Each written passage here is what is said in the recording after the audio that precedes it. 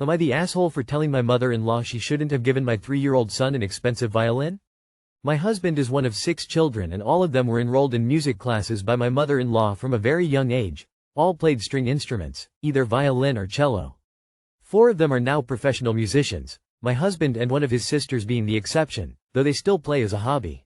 Even before having a child, I told my husband I wasn't against our kid taking music classes, as long as it was at a time we thought it was right and with none of the pressure that he had to deal with, and also considering whatever other activities that could be more relevant and we could afford. He agreed. Now our son just turned 3 and my mother-in-law, after dropping some hints that I previously ignored for the sake of keeping peace, such as, soon you'll reach the age to start learning music, and, I talked about him to the teacher that taught my kids when they were little, gave him a crazy expensive violin as a birthday gift. Not only that, she said to my son something like, soon you'll be playing like your father and your uncles, etc. I didn't say anything in front of anybody. This happened during the birthday party with friends and family. But at some point I found her alone and I was like, you should have talked to us before buying that violin. And she acted like I had offended her personally. I said I didn't want to create this expectation of getting music classes, and I wasn't even sure we could afford it right now. And she said she's more than willing to pay for those classes, like she does for some of her other grandchildren. That was the first I heard about this. I didn't want to push this further, but I feel her dream of having like this large family of musicians is now being passed down the new generation. My husband talked to me later, told me his mother talked to him about what I said to her and was taken aback by my reaction. But to me this was not just about the violin as a gift, but her overall meddling in how we raise our child. Am I the asshole here? I don't get the issue here. Put it in a closet and bring up playing when he's a little older. Honestly, I grabbed the opportunity with both hands, but first I'd find out what my child wants to play and suggest this as a gift instead. Learning to play an instrument is really great for a child and having it paid for by someone else is the best. You are the asshole she bought the violin and is happy to pay for lessons. But you are so focused on a one-sided power struggle that you're willing to deny your child a wonderful enriching opportunity just to assert yourself over your mother-in-law.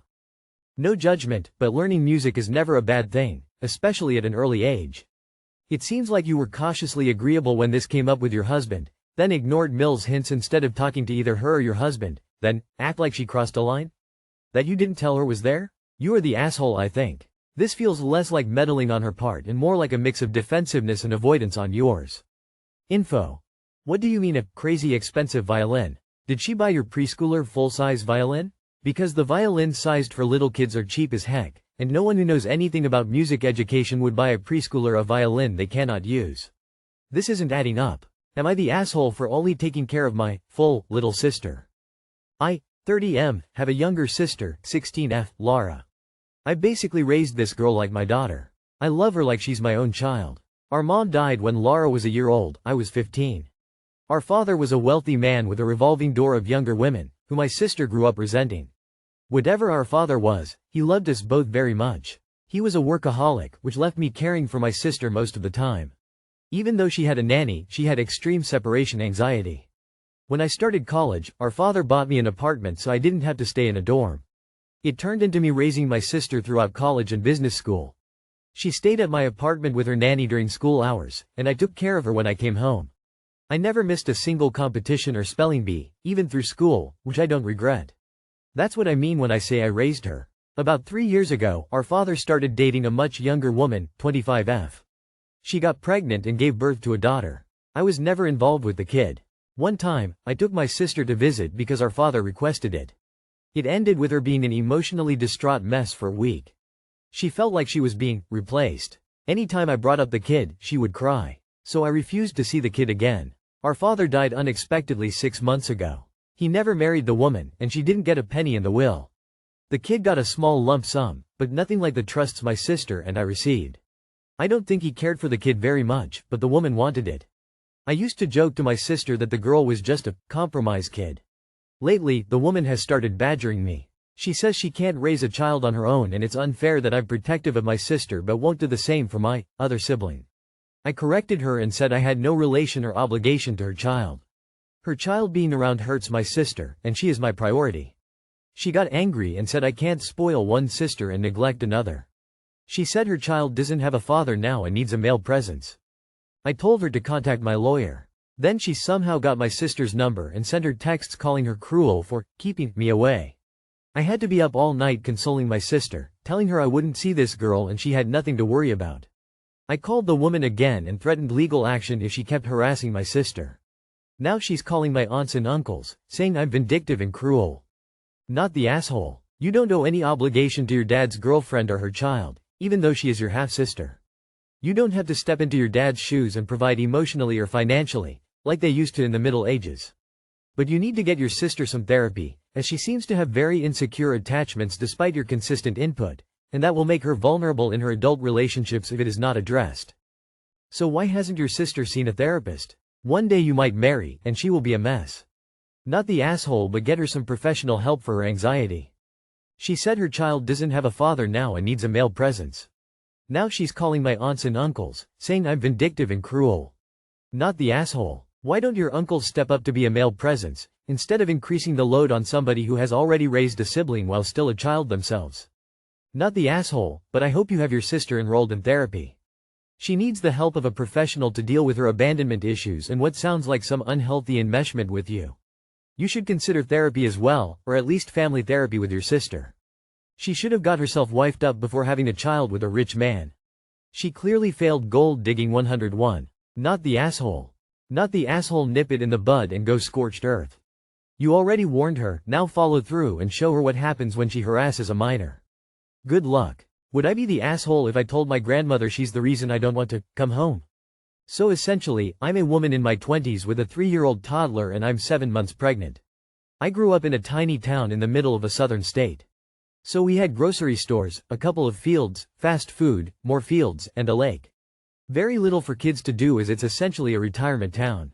My family is also very low income and barely scraping by. I met my partner 5 years ago. We decided we wanted out and to travel and he wanted to be in the military.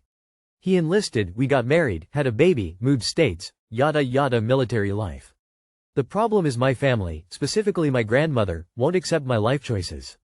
Anytime he leaves for training, even if it's only a day or so, she'll tell me I need to come home, because I'm not capable of parenting by myself. If she calls and I'm at the gas station 5 minutes from my house, it's, "Mongoose, you know I don't want you out doing any of that alone with your baby. Anything could happen and you need to wait until John, my spouse, fake name, is home to take you." I can't tell her I'm at the grocery store without her losing it on me, borderline crying, and then sending back-to-back news stories on what happens to girls like me. I'm due in a few months and she wants me to move back home with my toddler and medically fragile dog and deliver there. Leave my husband to take his paternity leave at our home, 12 hours away completely alone, and live on her couch in her 1-bedroom apartment when I have a whole house with my partner. She's also raising my 2 siblings and she babysits my nieces and nephews constantly. She tells me we'll just have to make it work because my husband will be essentially useless. Men can't take care of kids, and I need her to help me.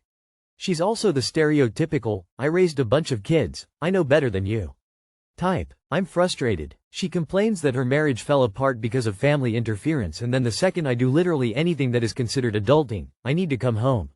I can't go to the store, gas station, or even sit outside on my porch alone because if she finds out, she flips. Anytime I say anything about calling a doctor or a vet for my kids, animals, she tells me to give her the number because I can't make phone calls. I'm not intellectually disabled. I've lived on my own since I was kicked out by my addict mother at 16. It's just too late for her to act like this. Like I need an adult to gild me. I have a fantastic partner figuring everything out with me, and her constant, "Leave him and come home" attitude just isn't what I want to hear. I want to have a conversation about this, but she just cries and then posts cryptic Facebook statuses about family. I just don't know what to do and the hormones aren't helping me keep it together. Any advice or similar situations would be appreciated. Edit just for a little clarification. My grandmother is also extremely disabled and will text me implying it's an emergency. If I don't answer, she blows up my partner's phone. If he can't answer, she calls all the relatives, makes a post that I'm missing, and then I have 20+ calls from several different people who mean well. They're just incredibly paranoid of life. Edit 2. So I've read all the comments and I really appreciate everyone's input. The situation is really complicated and I do adore my grandmother, she can just be a lot. She called this morning and asked about my partner's contract and about him getting out of the military.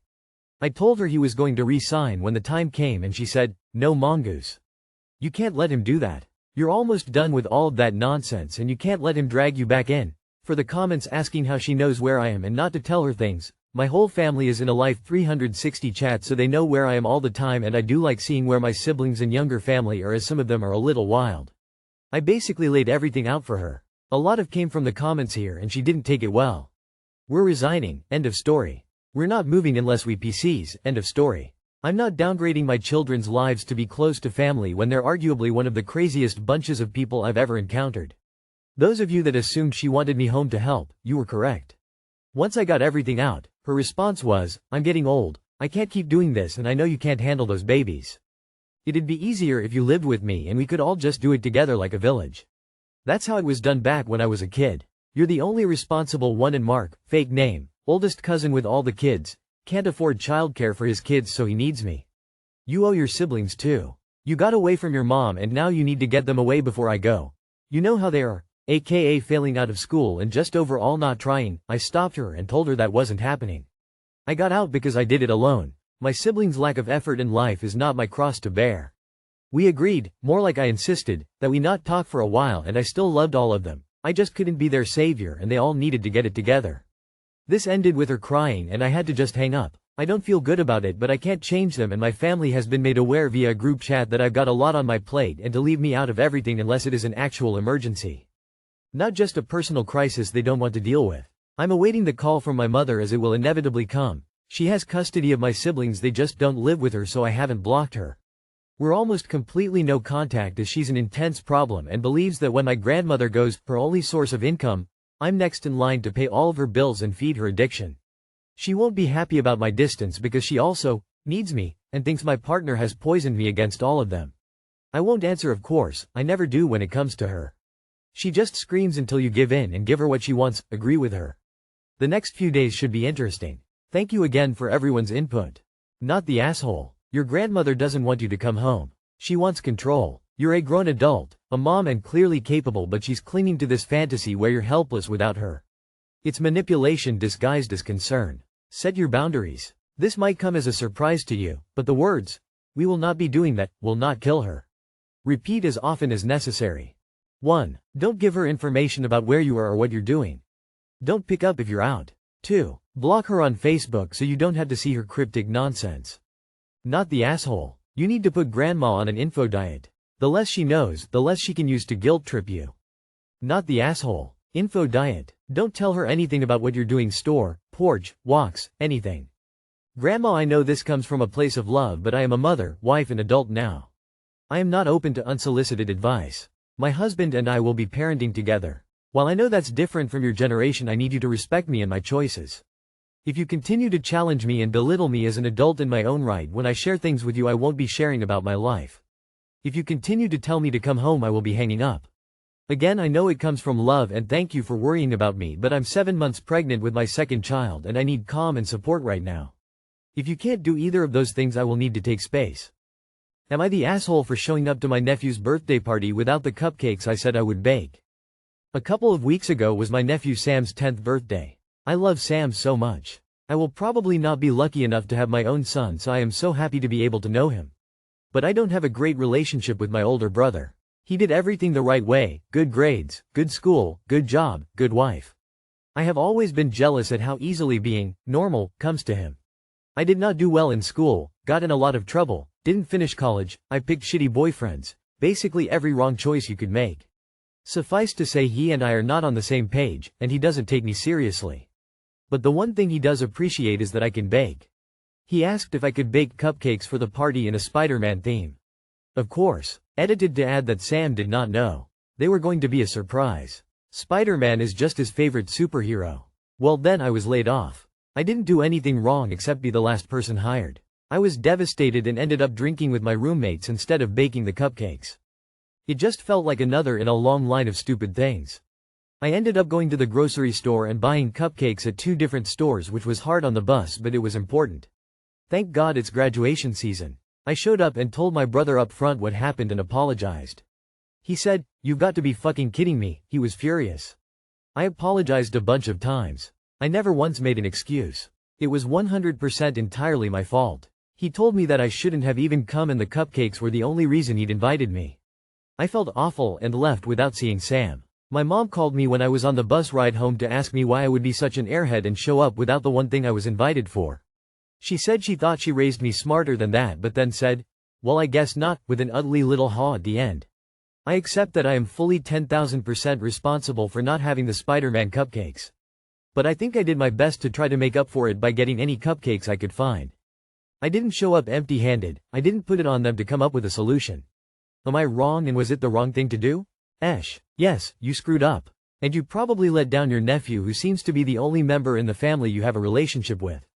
But to say that's the only reason you were invited is cruel and heartless. Maybe you need to take time away from all your family and work on yourself. Learn to put up boundaries and how to keep with your commitments. You blew it by drinking instead of baking. You know that. Then you did your best to fix it by buying cupcakes. Not ideal, but that should have been good enough. Then your brother had the nerve to tell you that he only invited you for the cupcakes. That is so cruel. And then your mother piled on with that's what you were invited for. Yeah, people are supposed to be invited because you want them there, not because they're going to bring you cupcakes. Please find some decent people to create family with, who actually care about you. Your brother and mother sound horrible. You are the asshole. Stop feeling sorry for yourself and blaming this of your job loss. And stop focusing on your history with your brother. If these things bother you, then take responsibility for them and get therapy for them. You had one job which would have made your nephew happy on his birthday, and you chose to drink instead. You are the asshole. You are the asshole. It just felt like another in a long line of stupid things. Sue, then you did another stupid thing. Makes sense, lol. I appreciate you going out and trying to find a solution for you mess up, but the mess up was easily avoidable. You just didn't need to drink with your roommates. You made a commitment and had a responsibility to bake those cupcakes. You could have even drank and made the cupcakes. I do think it was rude of your brother to say the cupcakes were the only reason he invited you, though. In this case, everyone sucks here, even though I can empathize with your plight here, Op. Once you learned you were laid off, and if you were feeling down, you probably should have given your brother a heads up that you couldn't do the cupcakes. But your brother and mom both saying that you were the asshole for not doing Spider-Man cupcakes, specifically? And further saying that the cupcakes were the one thing you were invited for, makes it fairly obvious that your family is not supportive. Is it any wonder that you tend to be down on yourself and make the wrong decisions when your family has torn you down all your life? I think you need some time, distance, and therapy to address the things that are going on in your life concerning your family, Op. Yeah, you are the asshole. I wouldn't normally go this way, but you let down a 10-year-old kid. You literally got hammered instead of doing something you promised your nephew and family. It was an unforeseen circumstance, a medical emergency, an accident. It was a drunken bender. Do you think that behavior like this is why you and your brother aren't close? Regardless of your family tension, you disappointed a 10-year-old, and that just sucks.